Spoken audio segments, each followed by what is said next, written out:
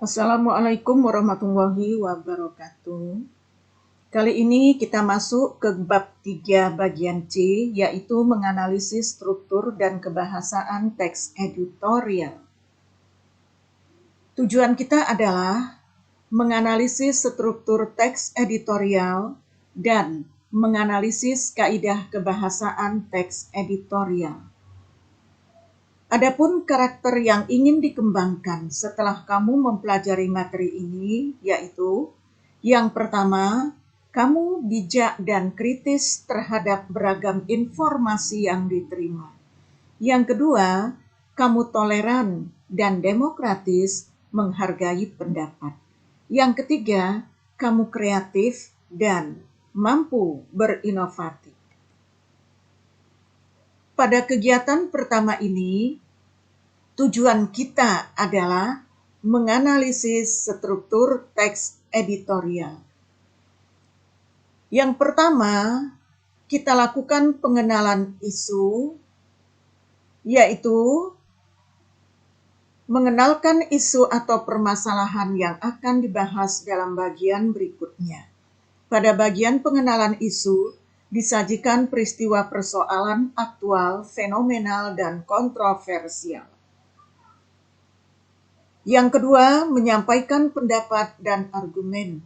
Bagian ini merupakan bagian pembahasan yang berisi tanggapan redaksi terhadap isu yang sudah diperkenalkan sebelumnya. Yang ketiga adalah penegasan. Penegasan dalam teks editorial berupa simpulan, saran, atau rekomendasi. Di dalamnya juga terselip harapan redaksi terhadap para pihak terkait dalam menghadapi atau mengatasi persoalan yang terjadi dalam isu tersebut.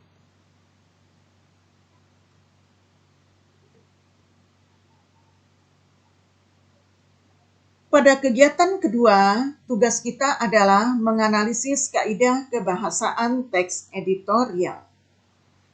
Kaidah kebahasaan teks editorial tergolong ke dalam kaidah kebahasaan yang berciri bahasa jurnalistik. Berikut ini ciri-ciri dari bahasa jurnalistik teks editorial. Yang pertama, penggunaan kalimat retoris. Kalimat retoris adalah kalimat pernyataan yang tidak ditujukan untuk mendapatkan jawabannya. Pertanyaan-pertanyaan tersebut dimaksudkan agar pembaca merenungkan masalah yang dipertanyakan tersebut sehingga tergugah untuk berbuat sesuatu atau minimal berubah pandangannya terhadap isu yang dibahas. Dalam teks Kado Tahun Baru 2014 dari Pertamina, kalimat retorisnya terdapat pada paragraf keempat berikut ini. Contoh, benarkah pemerintah tidak tahu atau tidak diberitahu mengenai rencana Pertamina menaikkan harga LPG?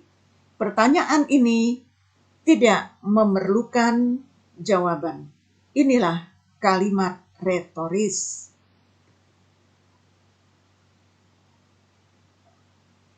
Ciri berikutnya yaitu bagian kedua, menggunakan kata-kata populer sehingga mudah bagi halayak untuk mencernanya.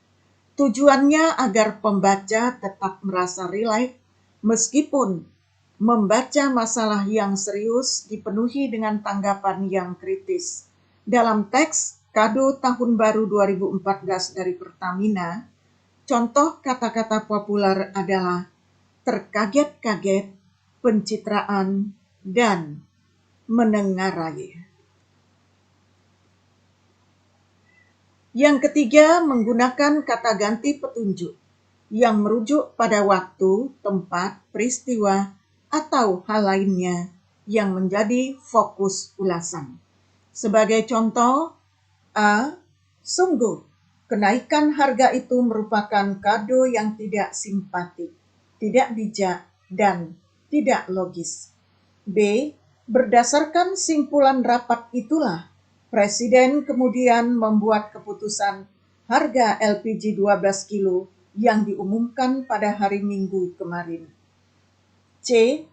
Rasanya mustahil kalau pemerintah, dalam hal ini Menko Ekuin dan Menteri BUMN tidak tahu, tidak diberitahu, serta tidak dimintai pandangan, pendapat, dan pertimbangannya. Yang keempat, banyaknya penggunaan konjungsi kausalitas seperti sebab, karena, sebab, oleh sebab itu. Hal ini terkait dengan penggunaan sejumlah argumen yang dikemukakan redaktur berkenaan dengan masalah yang dikupasnya. Sebagai contoh, A. Masyarakat sebagai konsumen menjadi terkaget-kaget karena kenaikan tanpa didahului sosialisasi. B. Malah boleh jadi ada politisi yang mengkategorikannya sebagai reaksi yang cenderung bersifat pencitraan, sehingga terbangun kesan bahwa pemerintah memperhatikan kesulitan sekaligus melindungi kebutuhan rakyat.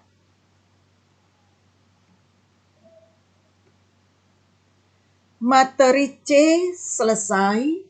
Jika ada yang kurang jelas, tanyakan pada gurumu. Apabila telah paham, mari berlatih kembali agar lebih lancar. Bacalah kembali teks editorial yang berjudul Pengangguran Makin Bertambah, kemudian analisislah kaidah kebahasaannya.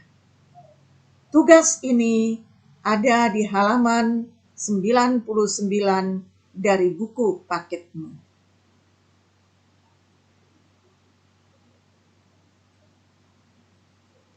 Terima kasih.